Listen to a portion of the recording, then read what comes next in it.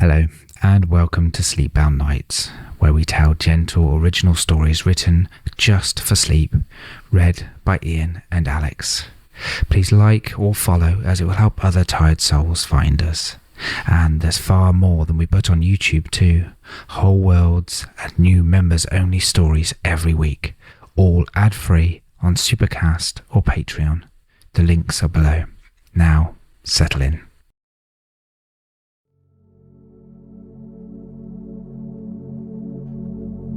Welcome back, Sleepy Owls. This is Sleepbound Nights, and tonight is episode 23 of The Toastmaker by Eliza Hartley, the best lit house in Little Darlow. I'm Alex, and I'll be looking after you for the next few minutes until I hand over to Ian, who'll be reading the episode itself. Tonight is Monday, in deep snow in Little Darlow, 2 days before Christmas Eve, and the village has woken up under 4 or 5 inches of snow. The radiator is on its first cycle, and the kettle is already on downstairs. The cat is settled in on the back of the armchair for the day, and there's a warm winter quiet running through all of it, the wooden burner ticking through the afternoon, snow trickling off the cottage roof, the village WhatsApp group buzzing away on the kitchen counter, and the reef on the back door with a brass bell, and the line of marmalade jars in the cupboard, and the faint sweet smell of cherry dust from the small workshop on Brick Lane. Ian will take it from here, so sleep well, Sleepy Owls, and enjoy. I'll see you next time.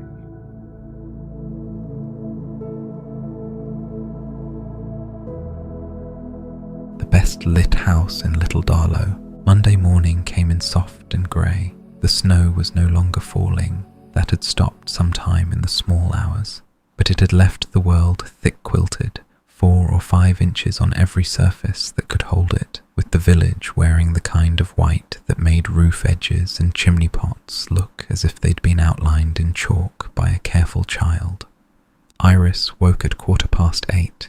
She knew it was 8:15 because she lay for a moment in the dim of the curtained room and listened, and the radiator was on its first cycle, which it was always on at 8:15, and Moss was making the small repositioning thump of a cat who had budgeted the night between his own bowl on the kitchen tile and the foot of the new bed, and had not yet decided which was the better arrangement going forward. Tom was already up. She could hear him downstairs, kettle, drawer, the soft clink of cup on saucer, and the small companionable sound of a man moving round a kitchen he had begun to know without putting his elbow into anything. He was up early on purpose. She remembered that, even half asleep. He had said it last night between the I love you and the dropping off. I'll go to the workshop first thing. I want a clear morning at the bench. Don't get up. She got up anyway. She found him at the kitchen table in his work jumper with 2 mugs already poured. He looked at her as she came round the corner in her dressing gown, and his face did the small soft thing it had been doing since yesterday. The thing she had not entirely got used to, the look of a man who had been told something he had been hoping to be told, and was still sitting with the small uncomplicated pleasure of having heard it. "Morning, morning," she said. "You weren't meant to be up." "I wasn't meant to be up. I'm up." "All right. Sit. Tea's there." She sat. The tea was the colour she liked. Proper colour, the colour of new pennies, not the thin, nervous version she made when she was distracted.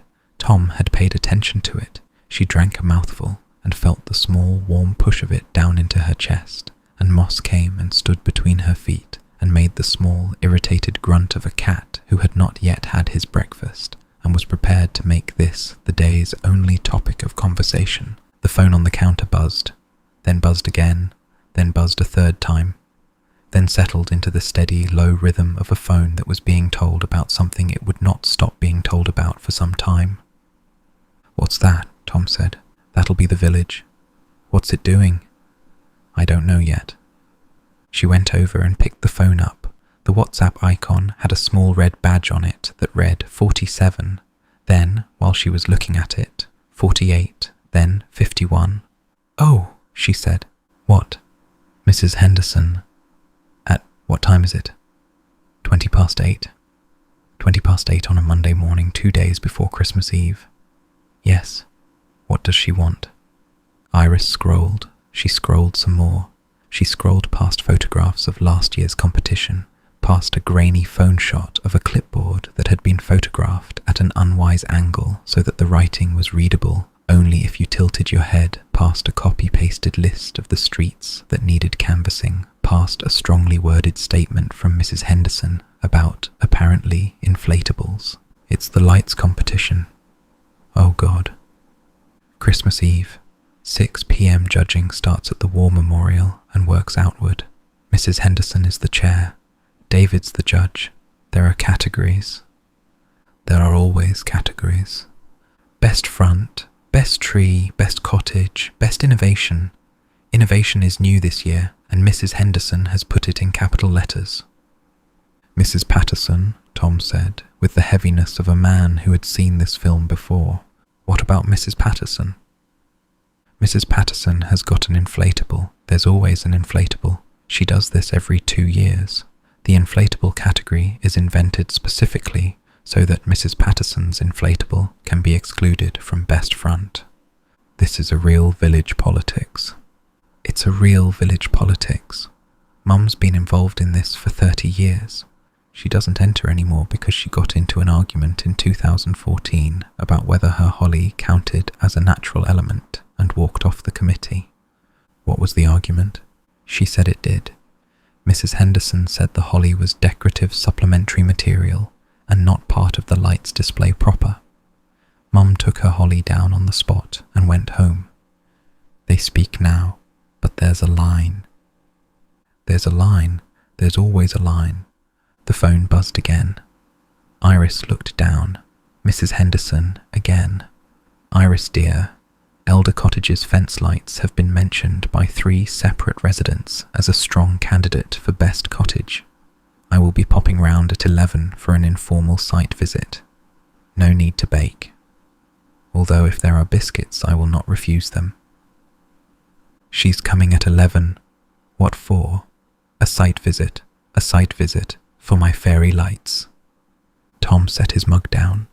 He looked at her for a second across the small width of the kitchen table with the expression of a man who knew, without being told, that the next hour was going to belong to him and the workshop and nothing else if he played it right. I'm going to my workshop now. Now? Right now, before Mrs. Henderson can include me, I am pleading the wedding invitation. The wedding invitation is a Christmas Day deadline.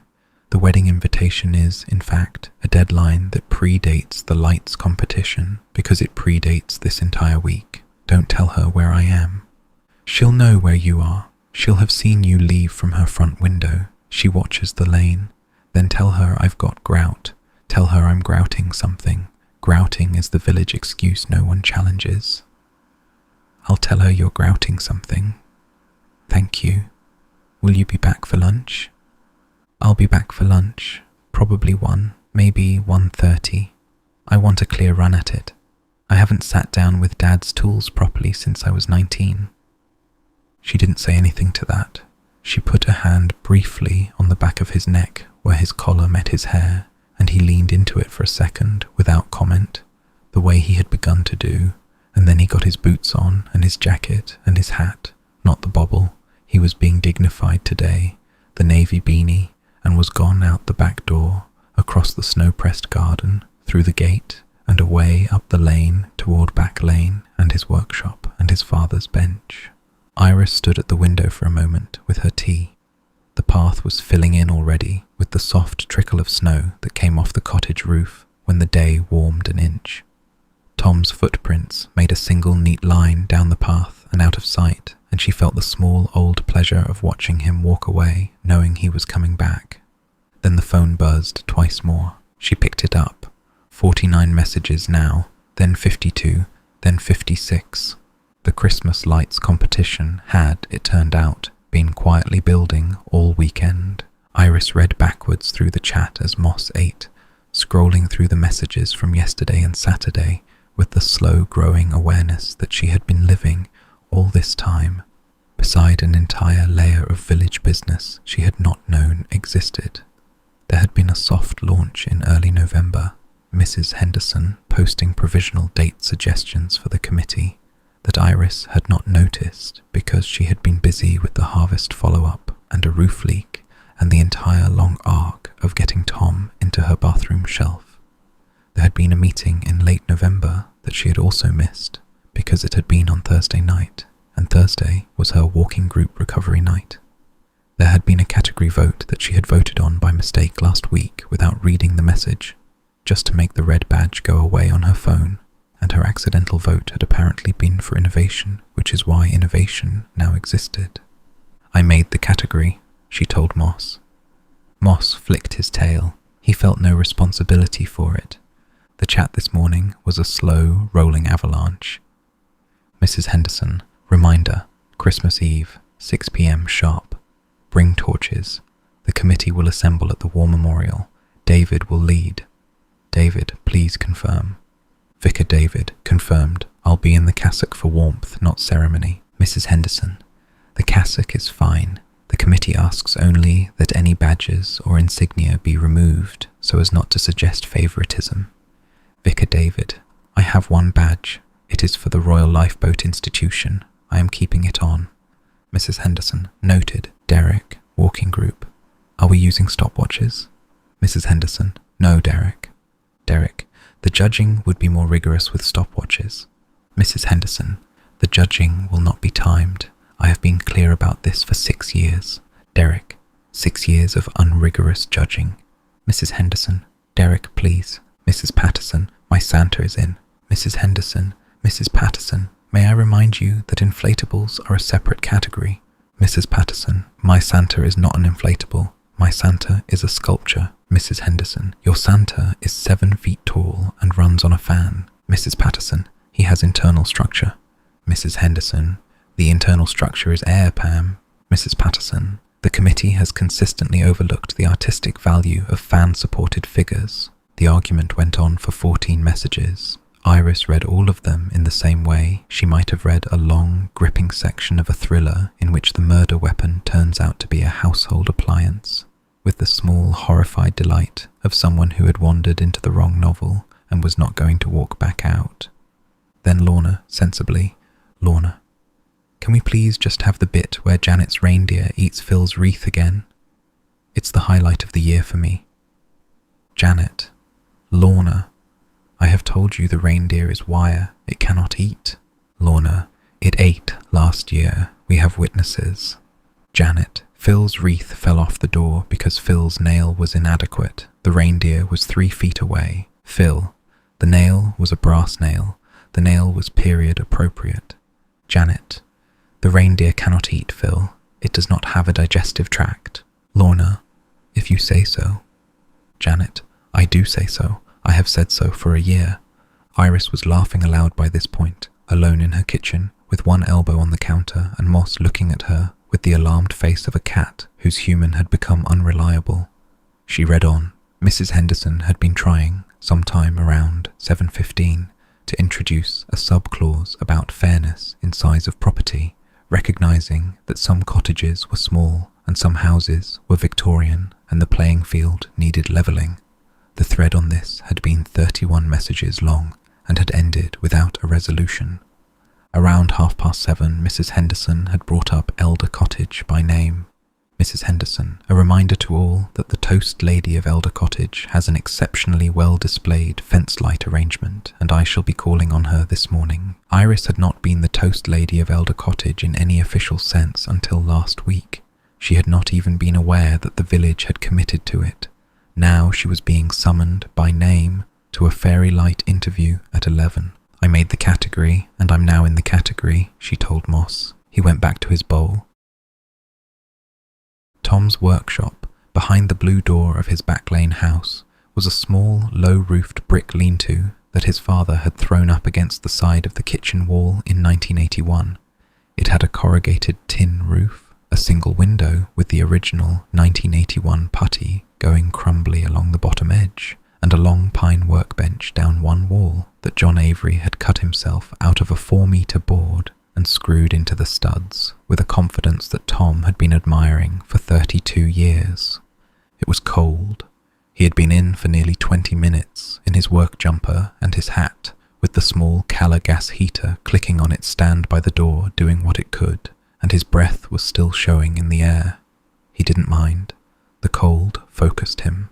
The workshop smelled of cold tool oil and the dry dust of years of sawdust that had never quite been swept out, and the very faint old smell of his father's tobacco that lived in the rafters and would, Tom had long ago decided, be there as long as the rafters were there. He had laid the wedding invitation on the bench. The proof had spent the morning in his coat pocket between the cottage and here, wrapped in a soft piece of cotton he'd cut from an old shirt years ago for this kind of carrying. He unwrapped it now. The paper was thin, a printer's proof, cream stock, the words set in a slightly outmoded face that had been chosen by his mother in 1986 and which his father had then promptly defaced. Mr. and Mrs. William Hawthorne request the honour of your presence at the marriage of their daughter Margaret to Mr. John Avery on Saturday the 12th of July 1986 at St. Andrew's, Little Darlow, and afterwards at the church hall. The honour of your presence had been crossed out, neatly, twice, in blue biro, and above it, in John's slightly sloping builder's hand, his father had written, "We'd love you to come." Tom looked at it for a long time. He had not, in fact, sat with the proof since the loft clearance back in October. He'd carried it about in jackets and from drawer to drawer, partly because he hadn't been ready to do it justice, and partly because he had wanted, when he did sit with it, to sit with it properly. Now he was sitting with it.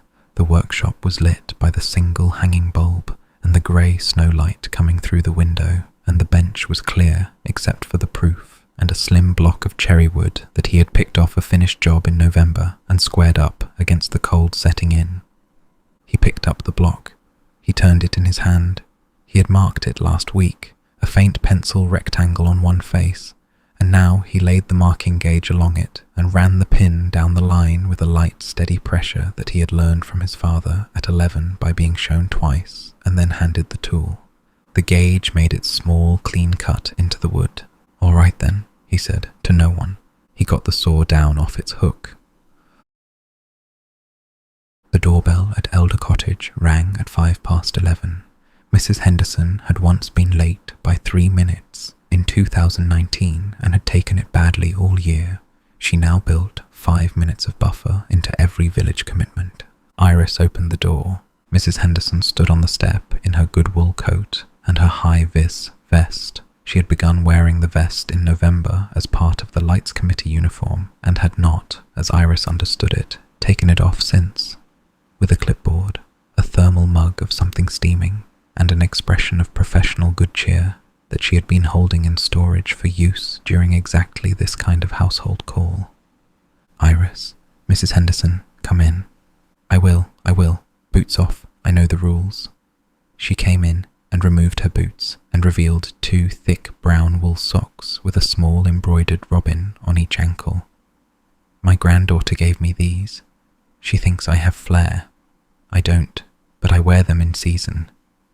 "You have flair, Mrs. Henderson. That's kind of you. It's not true, but it's kind. Now, where's Tom?" "He's at the workshop, grouting something. Grouting.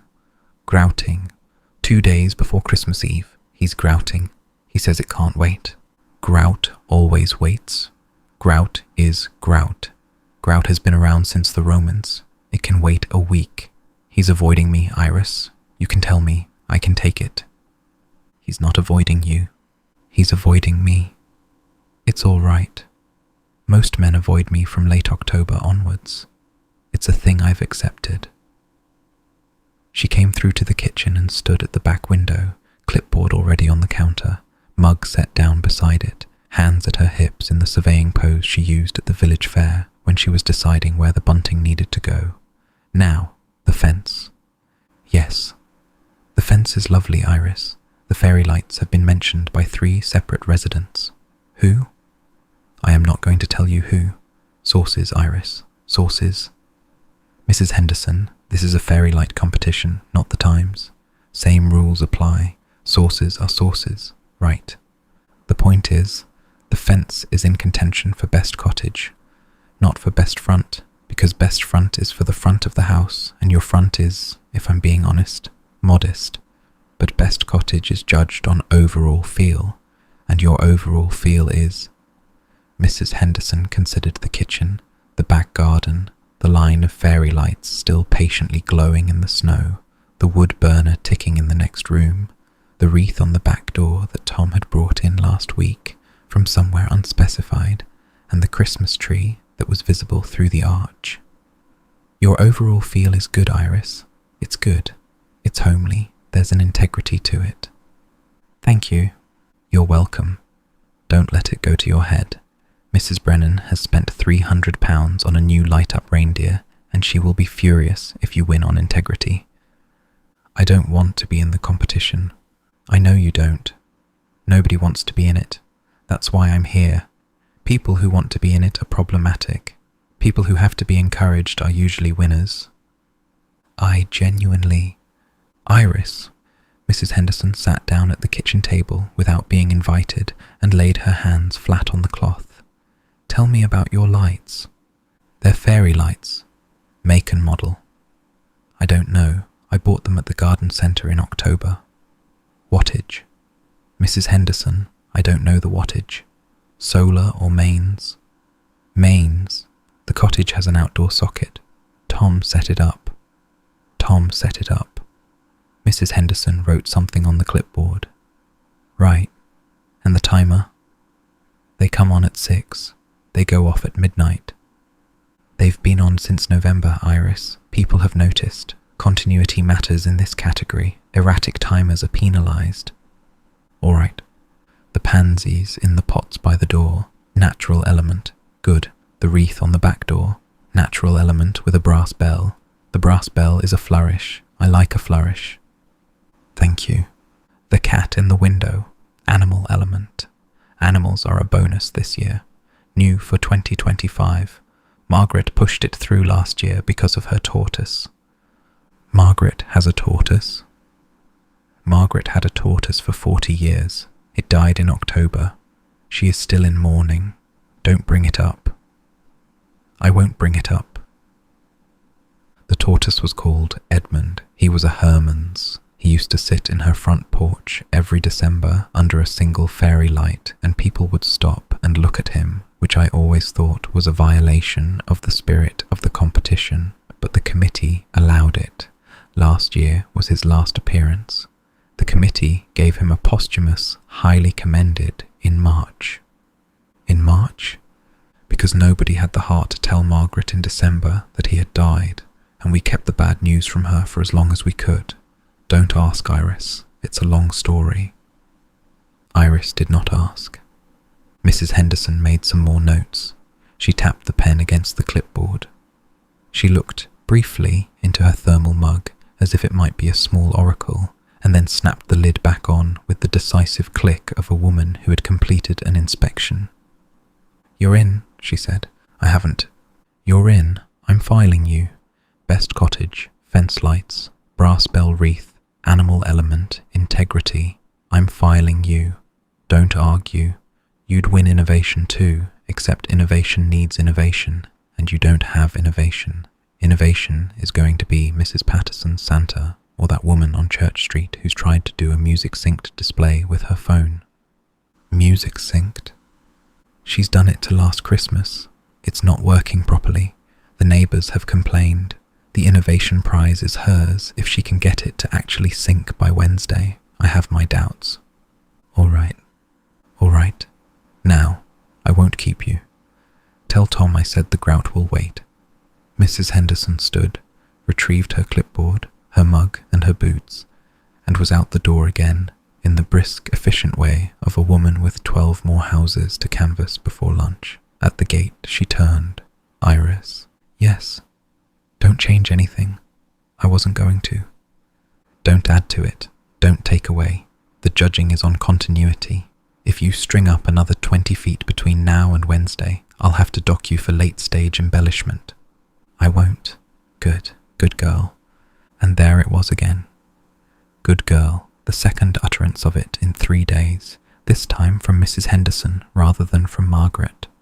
Iris stood at the gate and watched the high-vis vest move briskly off down the lane toward number 8, where Mrs. Patterson's Santa was already faintly audible, a low hum of an inflating fan starting its day's work.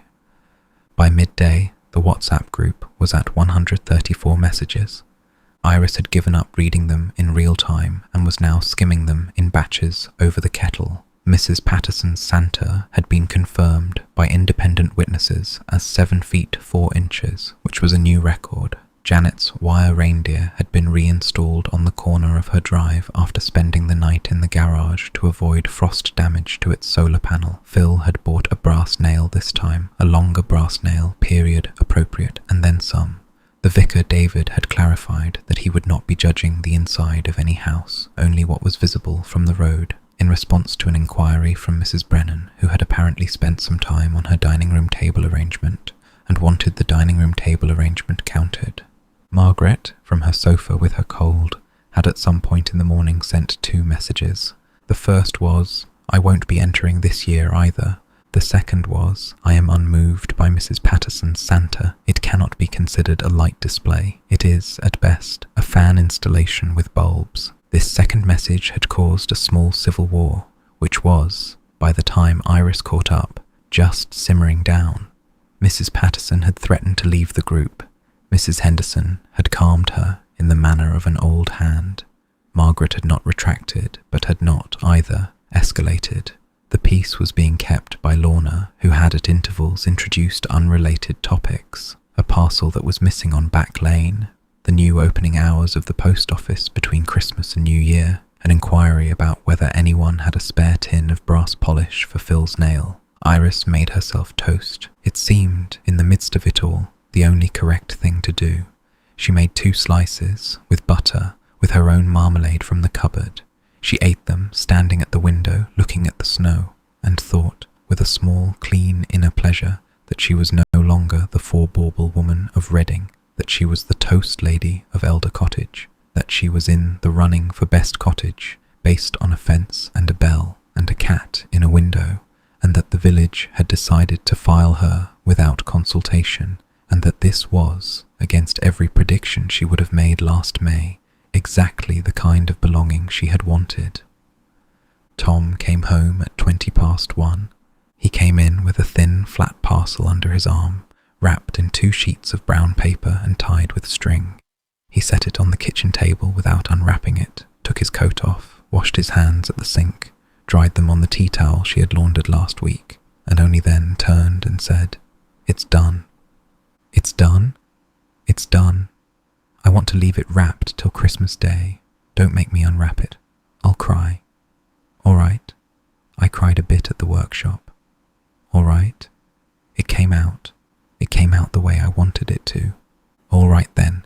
She didn't push. She didn't ask. She took the parcel and carried it through to the sitting room and laid it on the high shelf above the wood burner, where Moss could not reach it and where she could see it from her armchair, and she came back to the kitchen and put the kettle on. "Tea. Tea. And the news, Iris. Tell me the news. I've been off-grid for 5 hours. You've been off-grid for 5 hours, and the village has had a full season of the Archers in that time. Tell me." She told him, Mrs. Henderson at 11, the toast lady filing, the Santa at 7 feet 4, Janet's reindeer in the garage overnight, Phil's brass nail, the synced display on Church Street that wasn't working, Mrs. Patterson nearly leaving the group, Margaret's fan installation with bulbs remark which had unleashed the Civil War, Lorna's heroic dampening, the innovation category which she had, apparently, accidentally voted into existence. Tom listened. He drank his tea. He put his head in his hands at the innovation bit. He laughed at the Santa height. He went still at the bit about Edmund the tortoise. I had forgotten about Edmund.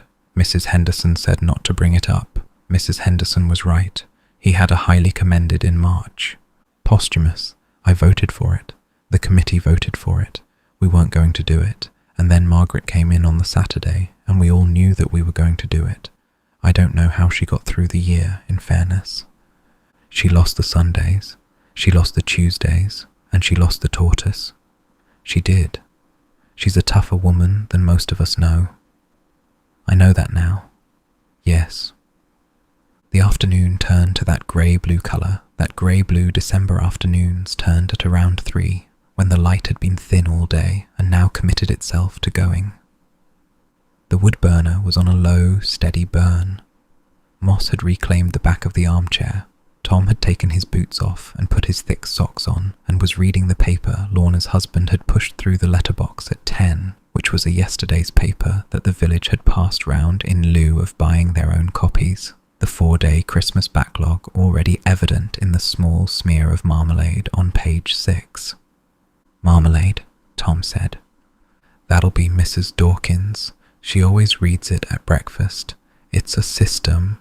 It's a system." The phone buzzed. It was Rose, walking past with Emily. "Can we drop in? She wants to give Moss a Christmas card." "Iris, always." 5 minutes later they came up the path, Rose with the green coat again, and Emily in the pink hat and a scarf that was new, bright red, hand-knitted, slightly wonky at one end. Emily came in with the focused energy of a child who had been organising things, and Rose came in with the weary slack of a parent who had been organising the organiser, and Moss appeared from the armchair to inspect them with the small dignity of a cat being formally called upon at home. "I made him a card," Emily said. "It's 3-dimensional. There's a pop-up bit. You have to open it slowly, or the pop-up bit doesn't work." "All right," Iris said, slowly. Moss came over. He was given the card. He sniffed it. The pop-up bit, which turned out to be a fish made of folded paper, sprang up under his nose, and he sat back hard on his haunches with the offended look of a cat who had been deceived by a piece of stationery. "He likes it," Emily concluded. "He likes it," Iris agreed. "It's a salmon. They're his favourite. Mum told me. Mum's right." Rose in the kitchen was already at the kettle. "Have you been on WhatsApp?" "For most of the morning." Then I gave up. "Mrs. Patterson is at 7'4". "I know." "Mrs. Brennan is now saying she wants to enter her dining room table because she's done a thing with candles." David said no. David said no, but she submitted an appeal to David of his own decision by WhatsApp. Oh dear. Janet has threatened to withdraw the reindeer if Mrs. Brennan's dining room is admitted. The whole reindeer. The whole reindeer. It's the principle. It's always the principle. Rose laughed. It was a more relaxed laugh than yesterday. Iris caught it and looked at her. "Have you heard?" No, not yet. They said New Year. It's only Monday. They're not even going to be at their desks till Monday next week. You sound calmer." "I've decided to be calmer about it. I've decided to be Helen Marsh about it. Helen does not check her email every 6 minutes. She doesn't. She probably checks it once a day at a sensible time and closes the laptop. I'm aspiring to that. I've checked it 9 times since breakfast. That's 9 times less than yesterday. I'm calling it progress." "That's progress." "It's progress." Rose, leaning against the counter with her mug, looked through the arch to where Emily was attempting to introduce Moss to the salmon pop-up for the 4th time, and Moss was bearing it for the sake of the household. "Christmas Eve?" "Christmas Eve. You and Tom and Margaret in the church. And Mr. Pritchard, he's coming. His first Christmas Eve without. Margaret's saving him a pew. Margaret has been saving him a pew since November. She just hadn't told him. Of course she had been. Rose drank her tea, and then on Christmas Day, you and Emily and your mum, 12 o'clock. Don't bring anything. Tom has said he'll do the potatoes if Margaret will do the bread sauce, which Margaret has already said she'll do. Mr. Pritchard will be here. I've got the goose." "You've got the goose." "I've got the goose. It's in the fridge. It's smaller than I thought. Mrs. Henderson says I should not have worried about ordering the 8-pounder. Mrs. Henderson would know. Mrs. Henderson knows everything that has weight." The kettle, having long since clicked off, was clicked on again. The afternoon went on. Emily and Moss reached an understanding by which she would no longer attempt the pop-up at him, and he would, in exchange, sit on her knee For 10 consecutive minutes, Rose talked about the Birmingham application, properly this time, not in the half-frightened way of Saturday, and Iris listened, and at some point, Tom drifted in from the sitting room with the empty mugs they had abandoned earlier, and Emily showed him the salmon, and Tom solemnly tried to interest Moss in the salmon, and Moss, by this point, thoroughly fatigued by the salmon, walked off into the kitchen without ceremony to attend his bowl. Rose stood at the door at 3:30. "Promise me one thing." "Yes?" "Don't let Mrs. Henderson dock you for late-stage embellishment. Don't add a single bulb.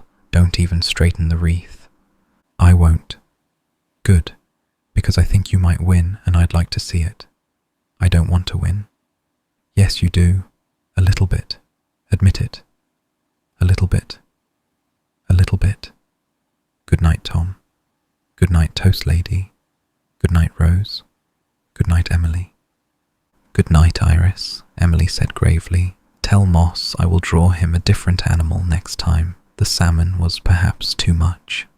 The salmon was perhaps too much. A spider, or a frog, something smaller. A frog would be excellent. All right then. Emily zipped her coat. Happy nearly Christmas. Happy nearly Christmas. They went off down the path. Rose, at the gate, turned and lifted her hand again, and Iris lifted hers back, and there it was, that small hand lift between women who had now done this so many times that it was beginning to be one of those small things she would keep. At 4:00, Helen Marsh did, in fact, drop in.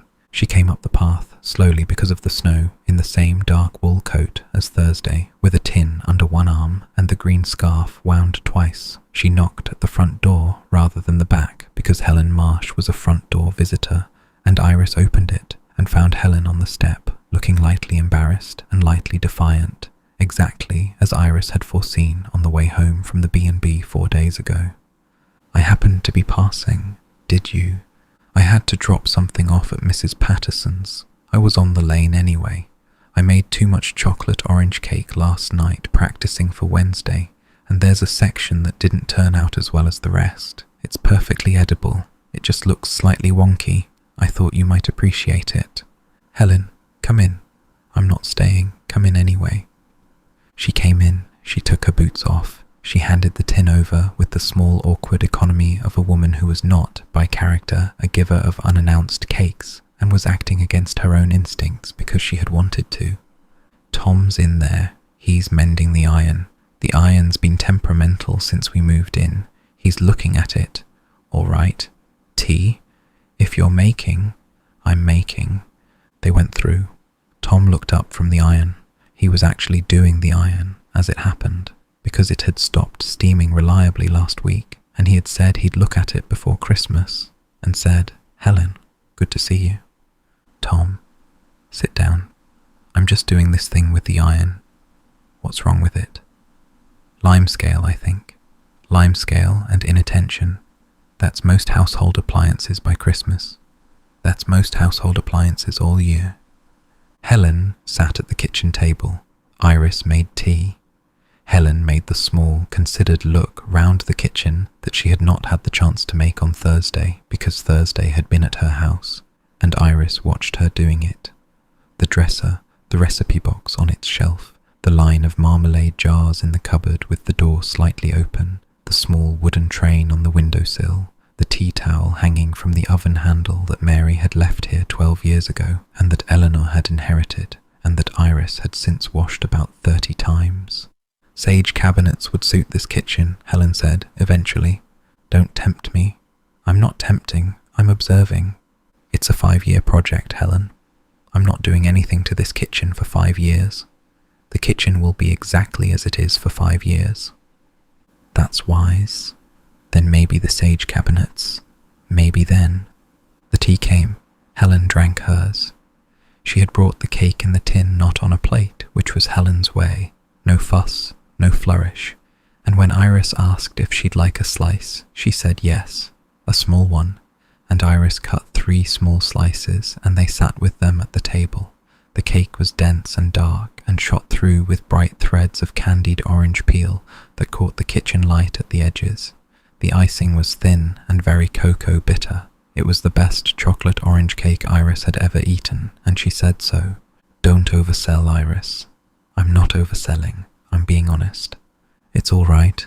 It's not as good as Wednesday's will be. Wednesday's is going to be slightly better because I've been practicing the icing ratio." "You've been practicing?" "Twice this week. The first one had too much butter in the icing.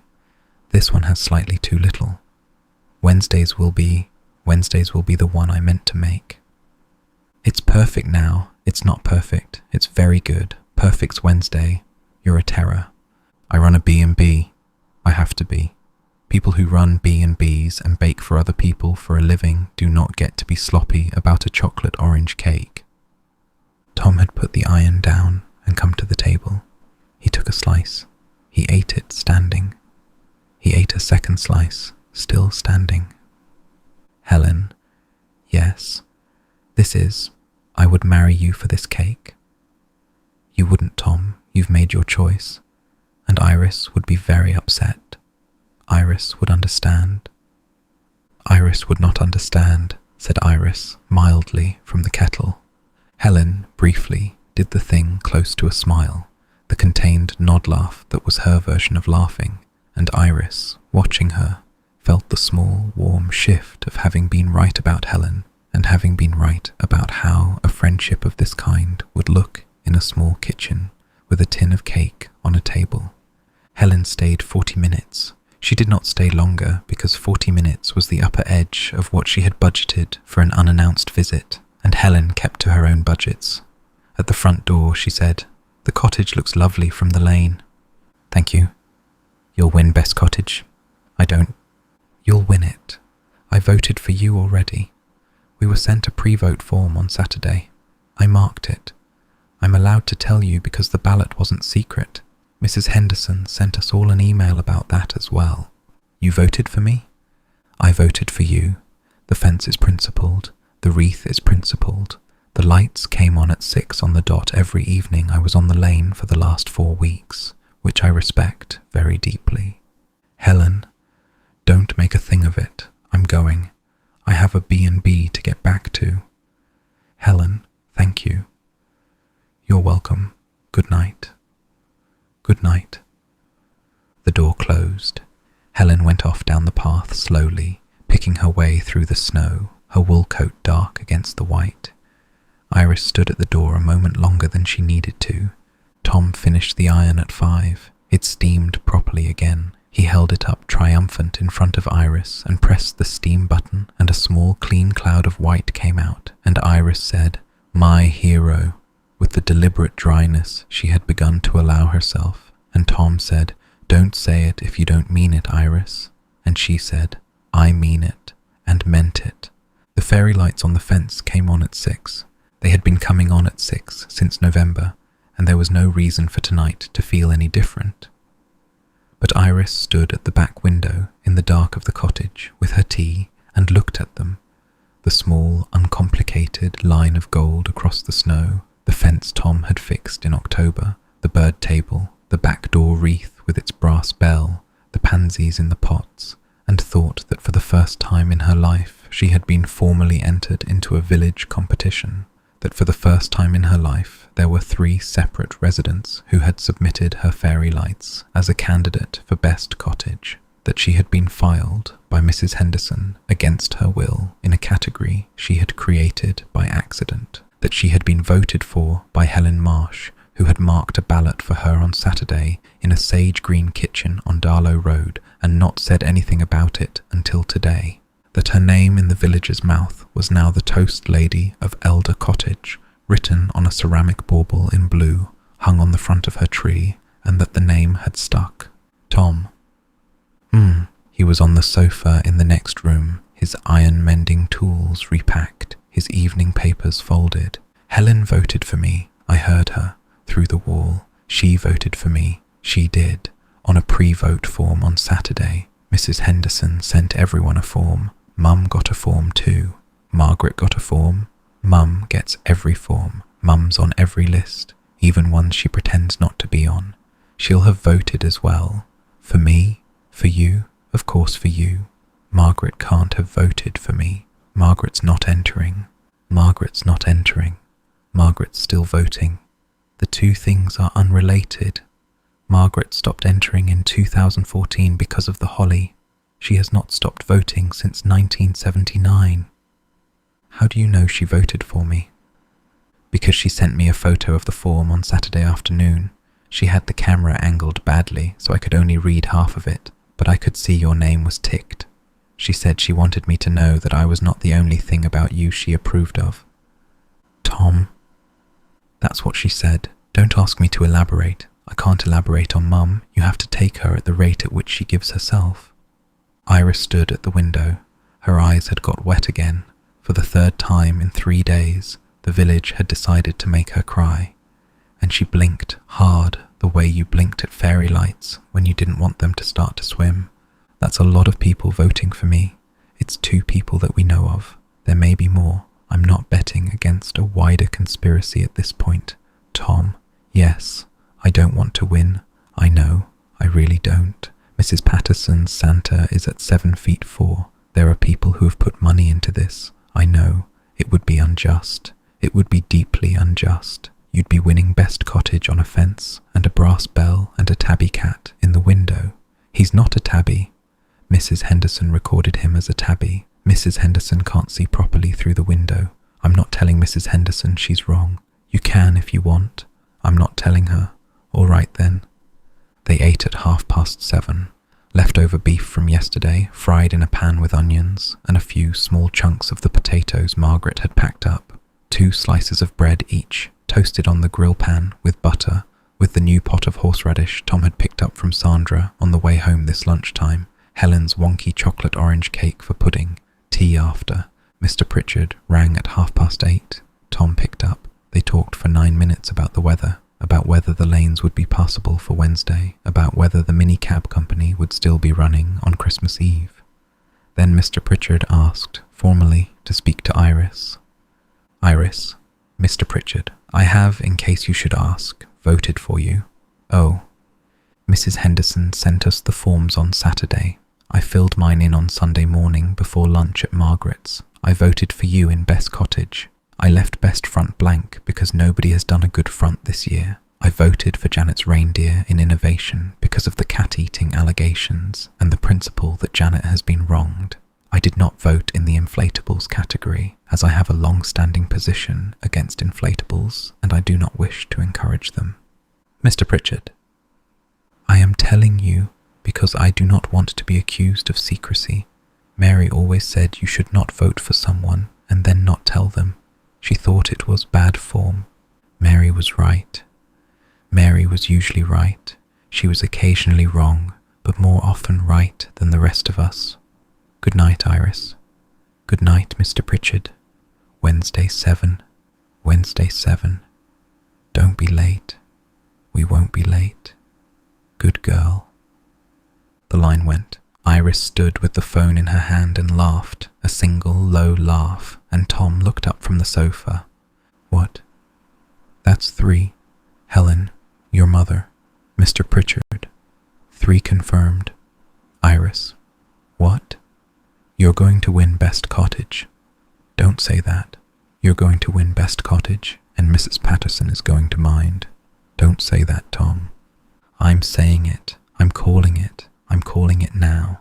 Wednesday night at 6:15. David in his cassock with the lifeboat badge still on, and Mrs. Henderson with the high-vis vest will pause at this gate, and David will look at the fence, and Mrs. Henderson will look at the fence, and Mrs. Henderson will say something to David that I won't be able to hear, and David will write something on his clipboard, and it will be your name, and on Thursday the village WhatsApp will explode for 36 straight hours. I don't want this. You don't want it, but it's coming. Be ready. Tom, yes, don't joke about it. I genuinely don't want Mrs. Patterson to mind. Mrs. Patterson always minds. It's part of Christmas. Mrs. Patterson has minded every year since 2003. It is one of Mrs. Patterson's 3 reliable contributions to village life, along with the inflatable and the homemade fudge. She would not know what to do with herself if she didn't mind. All right. At 9:30, The wood burner was down to its slow red glow, and the cottage held the day's accumulated warmth, and moss was a curve of orange on the back of the sofa, and Iris had her legs across Tom's lap, and her tea balanced on the arm of the sofa where she had been balancing it nightly since November, and where it had not once fallen off, the cushions of the sofa having long ago developed, by some small upholstery miracle, a tea-balancing dimple that suited her exact mug. Tom? The parcel. Yes. The one on the shelf. Yes. Tell me about it, not what's in it. I know what's in it. Just tell me about the morning. He was quiet for a long beat. The fire ticked. He shifted his weight under her legs. It was cold, he said. Cold in the workshop. The Cala heater took 20 minutes to get going. I had Dad's marking gauge out, the one with the bone handle. The brass on the stem has worn down to the thumbprint shape of his thumb, where he used to hold it. I held it, where he held it. That's a thing, holding a tool somewhere, a hand made the shape. Yes. I used the small tenon saw, cherry, bit left over from a kitchen job last month. It cuts very clean cherry. Smells sweet. The dust is a sort of pink-red colour. There was cherry dust on my sleeve all morning, and I kept catching the smell. Yes. I cut 4 lengths, mite at the corners. I used the mitre box he made himself in 1979. There's a date scratched into the bottom of it in pencil. I sanded the lengths with the small block I've had since I was 12. I put it together with brass pins because Dad always used brass pins, glued the corners, clamped it for 40 minutes. While it was setting, I sat at the bench and didn't do anything. I just sat. I listened to the heater. I looked at the proof on the bench. Yes. He'd crossed out the honour of your presence. He'd written we'd love you to come. I read it about 20 times. I don't know why. Each time it landed slightly differently. Yes. When the glue had set, I trimmed the back, fitted the glass. I had a piece in stock that I'd cut for another job and never used, and made a backing board from a bit of birch ply. Pinned it, slipped the proof in. I'd weighted it overnight under a stack of books so the creases came out. They came out. Yes. And then I sat with it for another half hour, the frame on the bench, the proof inside it, the brass pins catching the light from the bulb. I cried a bit. Not a lot, just a bit. I'd missed having him to ask. There was a question I wanted to ask him about whether the mitre was square enough. He'd have said yes. He'd have said yes and then recut it for me anyway, because he didn't trust me to do it. Mum would have brought tea out and complained about the cold, and then stood there in the doorway in her slippers in the snow for 15 minutes, pretending she wasn't watching. That's what would have happened. Yes. Anyway, I wrapped it. I came home. You came home. I came home. She didn't say anything for a long while. She had moved her hand at some point in the telling and was holding his free hand, the one not under her legs, and his thumb had begun to draw a small, slow circle on the back of her wrist, the small, unconscious thing his hands did when he was telling her something he could not look at her while telling.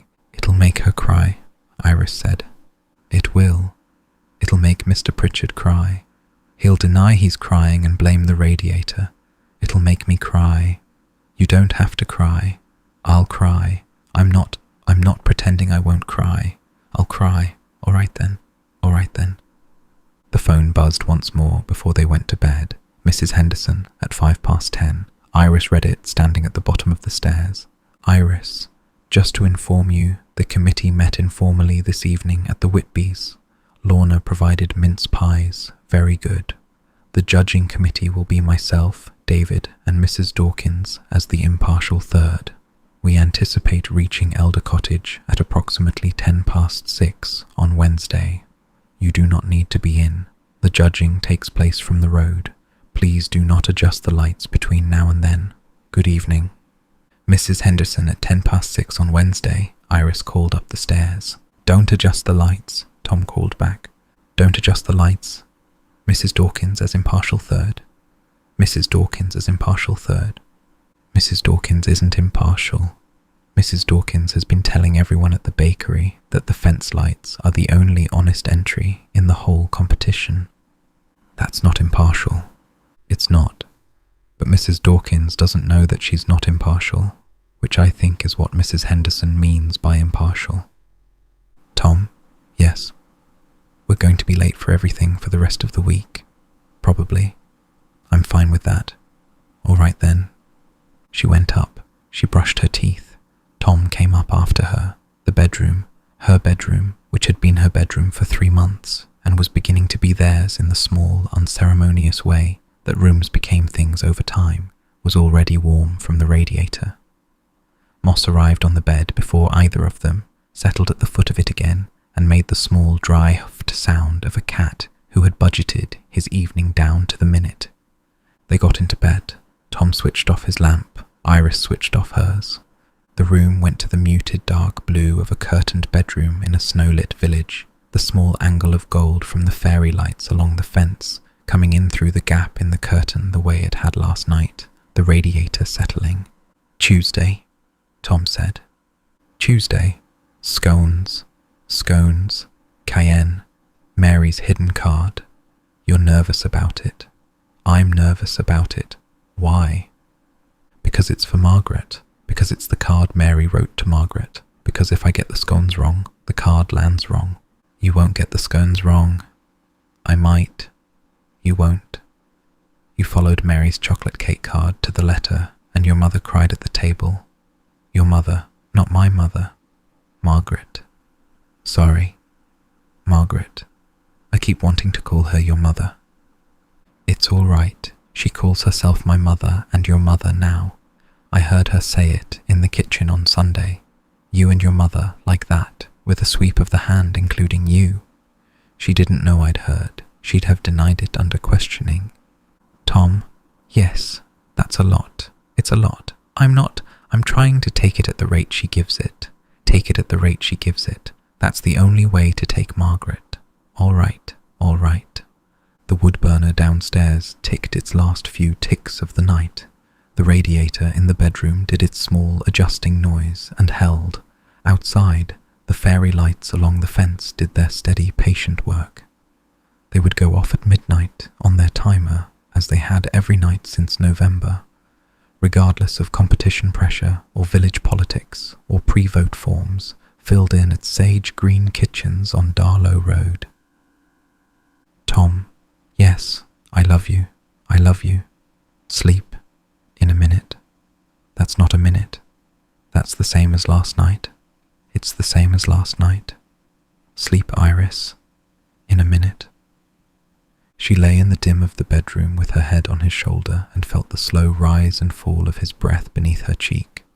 The frame was on the high shelf above the wood burner downstairs, wrapped in brown paper, brass pinned, cherry mitred, ready for Christmas Day. Mary's hidden scone card was in the box on the kitchen shelf, waiting for tomorrow. Mr. Pritchard was at number 12 Back Lane in his armchair with his second whiskey, listening to the radio, his Russian hat hanging on the hook by the door for Wednesday. Margaret was on her sofa with her cold and her tartan blanket and the WhatsApp group running across the bottom of her phone screen. Helen, on Darlow Road, had probably gone to bed by now with a book about canals. Rose, with Emily asleep upstairs, was, Iris suspected, sitting at her kitchen table with the laptop open and the inbox closed, 4 days closer to New Year, refusing to refresh.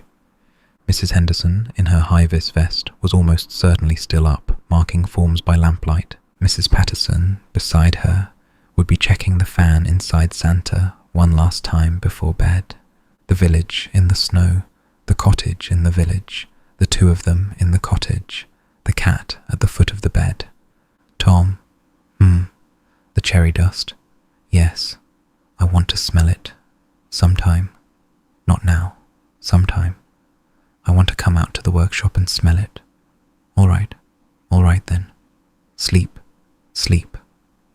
And outside, somewhere up on Church Street, a music-synced display attempted, for the 11th time, to make Last Christmas hit on the second beat of the third bar, and failed, and on Back Lane, Mrs. Patterson's 7'4" Santa hummed quietly through the snowfall on his fan, and in the bedroom of Elder Cottage, two people who had spent the previous night side by side for the first time spent it side by side for the second, with the easier breath that came in the second night of a thing, and slept.